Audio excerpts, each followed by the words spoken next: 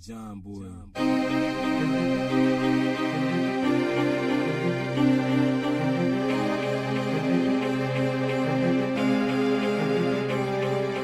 Lessons from the screen, what we mean is we go through different documentaries to tell you what they gon' do. Give you our lessons, give them our blessings. If they trash, we tell you there is no second guessing. Knowledge is power, but time is precious, and we're here to keep you from them lessons. So sit back as we groove, giving you the review, so you only spend time on the docs that you need to.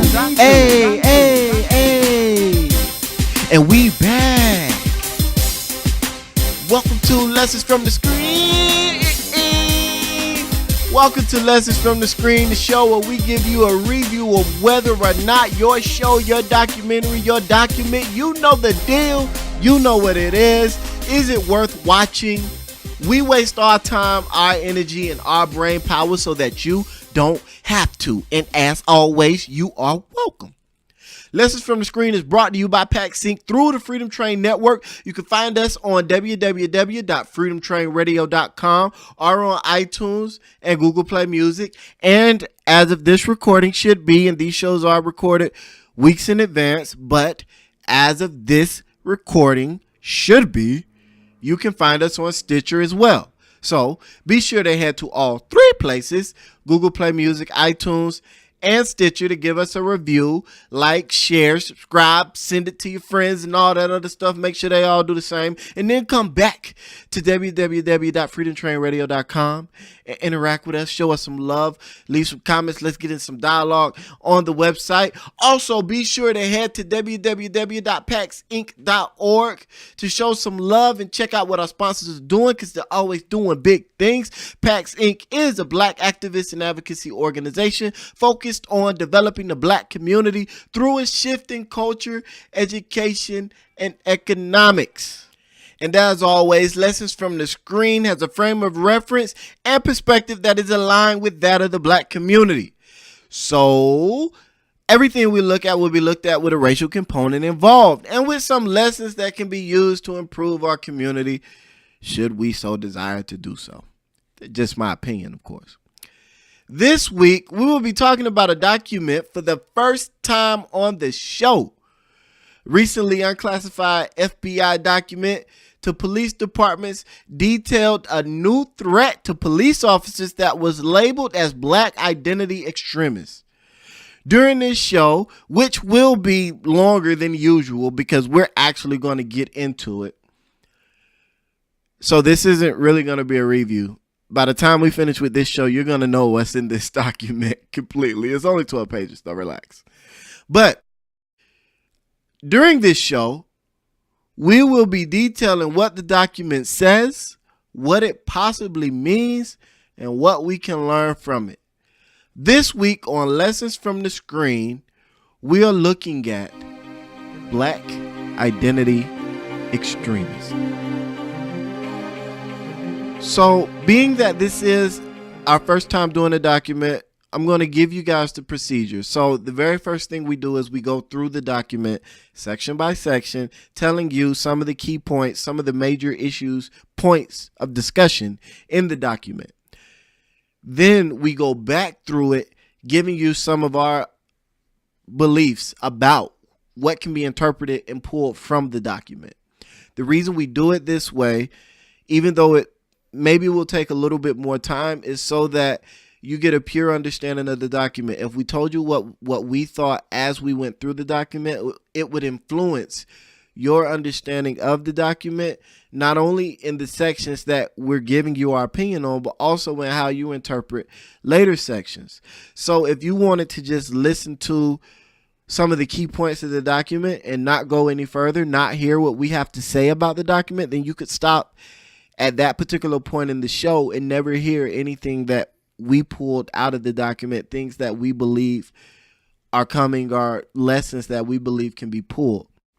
So we're going to jump right into it, and it starts with an executive summary. The executive summary says very likely, and every time you hear the term very likely, they are speaking of having an 80 to 95% certainty of the information being presented. So, very likely, BIE perceptions of police brutality against blacks spurred an increase in premeditated retaliatory violence against police. BIE stands for Black Identity Extremist.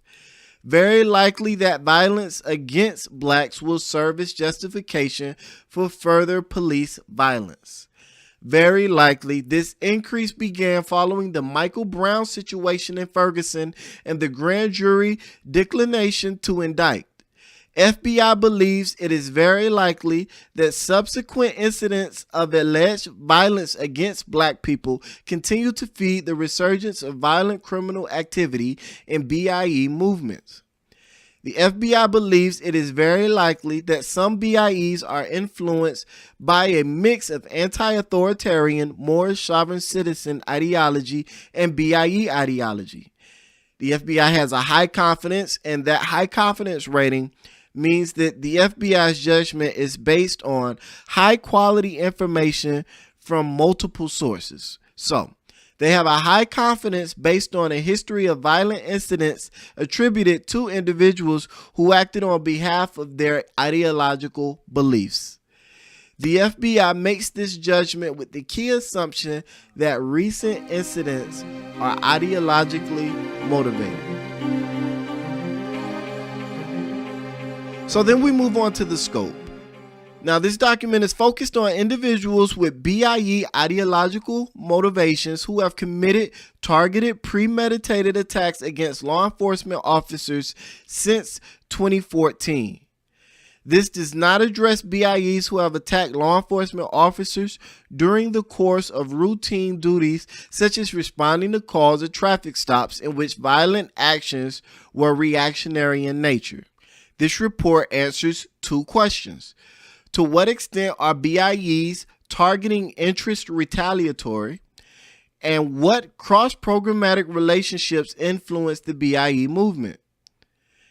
This is the first FBI analytic intelligence product to assess influences between the sovereign citizen extremist movement and the Black Identity Extremist movement. The FBI has two previously reported BIE retaliatory reports, and they both agreed with this report. A report on the 23rd of March 2016 FBI intelligence bulletin titled Black Separatist Extremists called for retaliation in response to police-involved incidents could incite acts of violence against law enforcement. This report assessed incidents involving allegations of law enforcement abuse and related legal proceedings and the likelihood that these will lead to BSE. BSE stands for Black Separatist Extremists, calls for violent retaliation and incite domestic extremists to violence against law enforcement. There was a report on the 14th of November 2014, which was another intelligence bulletin titled Potential Criminal Reactions to Missouri Grand Jury Announcement. And this report assessed the announcement of the grand jury's decision in the death of Michael Brown in Ferguson, and that it would likely be exploited by some individuals to justify threats and attacks against law enforcement and critical infrastructure. The source of this information was police investigations, FBI investigations, media interviews, social media posts, and online news articles that were deemed credible and reliable. The FBI investigations review was between September 2014 and December 2016, and the statements made to law enforcement during these investigations helped with identifying the ideology, and the FBI continues to look for more information to help identify this ideology.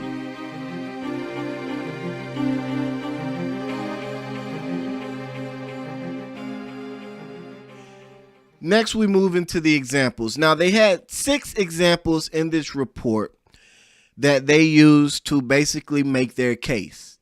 The first example, and they looked at 6 targeted attacks since 2014, and the FBI believes it is very likely that all 6 attacks were BIE retaliatory strikes. Even though 5 of the attacks occurred following controversial police shootings of black people by white cops, the FBI does not believe that the race of the cops being targeted was a factor. The first example was Mekhi Johnson on July 7, 2016. He ambushed and shot 11 police, killing 5 in Dallas, Texas. He told negotiators that he was upset about police violence and white people. He had been kicked out of BIE groups on social media for being too extreme. A group identified as the Black Power political organization claimed responsibility. Now, that wasn't in the report, but it was in the global terrorism database that the report pulled information from. So I just threw that in there. Zell H. Thompson attacked 4 white NYPD cops in Queens with a hatchet on the 23rd of October 2014. No one was killed but him. His writings indicated that he was an advocate for armed struggle against the oppressors and the mass revolt against the U.S. social, economic, and political systems, which he perceived to be white-dominated. He also made statements about the USA being a beast that needed its head, hands, and feet chopped off. On October 4th, and October 13th of 2016, an individual allegedly shot at 2 different police stations in Indianapolis, Indiana. The suspect left a handwritten note at the scene of one of the shootings, identifying as a Moor, and made anti-white statements. The suspect posted pictures on social media of black men carrying assault rifles behind text calling for social injustice and retribution. The suspect was later involved in a shootout with police during his arrest. Now, the report doesn't mention his name, but they are referring to, and I believe it's pronounced Demoyne Wilcoxon. Now, at the time of this report, his identity and his connections to the shootings was unknown. But he was also convicted of murdering an 82-year-old white male, and that's eventually how they caught him. On 17th of July, 2016, Gavin Eugene Long ambushed and shot 6 law enforcement officers in Baton Rouge, Louisiana, before being killed. He killed 3 cops, 1 black and 2 white. He had expressed black separatist rhetoric on social media and in his manifesto, including rants against crackers and a reference to a black male killed by police earlier that month in the city. His laptop contained the residential addresses of 2 officers involved in the Alton Sterling shooting. His writings indicated that he saw his actions as a necessary evil to create change. He declared himself to be a Moor. Then on 13 September 2016, an individual reportedly drove his vehicle towards 3 white police officers in Phoenix, Arizona. He hit 2 of them before he was arrested. His social media account indicated that he was tied to a BIE group and a Morris group. No name was given, but I believe they're talking about Mark Payne. And then on the 21st of November 2014, a BIE was arrested and eventually convicted for purchasing explosives he planned to use in Ferguson after the release of the grand jury verdict. They had no name given. He filed paperwork declaring himself an Aboriginal Indigenous Free Sovereign Moor and possessed a Moorish identification card. Now, again, no name was given in this, but this incident involved 2 people, Elijah Ali and Brandon Baldwin, both of which who are affiliated with the New Black Panther Party, with Ali being the head of the St. Louis chapter. He was also involved in the sovereign citizenship movement.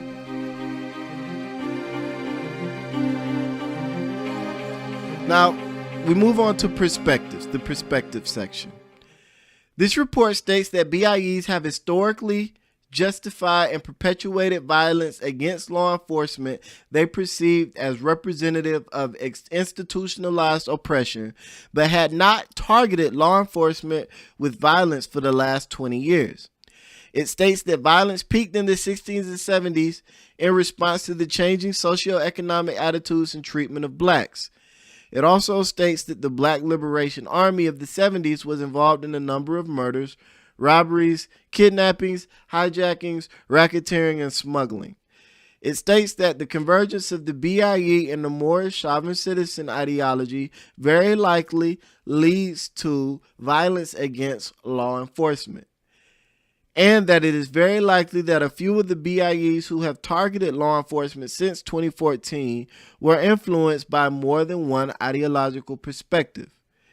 It goes on to state that the BIE violence has been rare over the past 20 years, and there is sparse evidence of any conversion with SCE who adhere to Moorish beliefs, who have an SCE as sovereign citizen extremist, who adhere to Moorish beliefs, who have historically engaged in nonviolent fraudulent schemes. It also differentiates between premeditated violence and situational violence, such as violence during traffic stops. It goes on to suggest that not all Moors are sovereign citizens, and not all sovereign citizens are Moors, and not all sovereign citizens that are Moors are violent or engage in criminal activity. It states again that previous reports on BIE violence were on potential for violence, where this one is actually on violence, and goes on to say that this may be indicative of a resurgence of targeted violence within the BIE movement. Only 2 more sections to go, so we're going to move on to alternatives.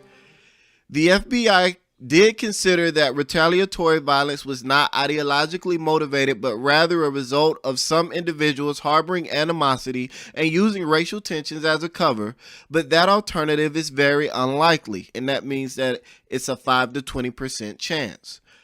This alternative was considered low chance because the 6 cases looked at in this report show premeditated targeting, which isn't typical of strictly criminal subjects, which usually commit spontaneous defensive violent acts and use idiosyncratic reasons unrelated to ideology for justification. What they're saying is people that usually are using some sort of situation to take advantage of their own personal beefs usually don't plan things out. They usually don't target and show premeditated thought towards doing something. So, and they also don't use ideology as a reason. They use their own individual thought processes and problems as a reason. So we're going to move on. The FBI judges it very likely that BIEs proactively target police and openly identify and justify their actions with social political agendas equal to their perceived injustices against African Americans. One more section to go. Outlooks. The FBI assesses it is very likely that BIE's perception of unjust treatment will continue to cause premeditated attacks and grow membership in BIE groups. They also think it will increase the number of lone agents inspired by BIE rhetoric. Possible indicators for BIEs posing a violent threat to law enforcement include advocating for violence against law enforcement, violent anti-white rhetoric, attempts to acquire illegal weapons or explosives, and affiliations with others in the Black separatist, extremist, and sovereign citizen extremist movements. If you don't want to hear the commentary, then this is where you get off the train, because we're about to go.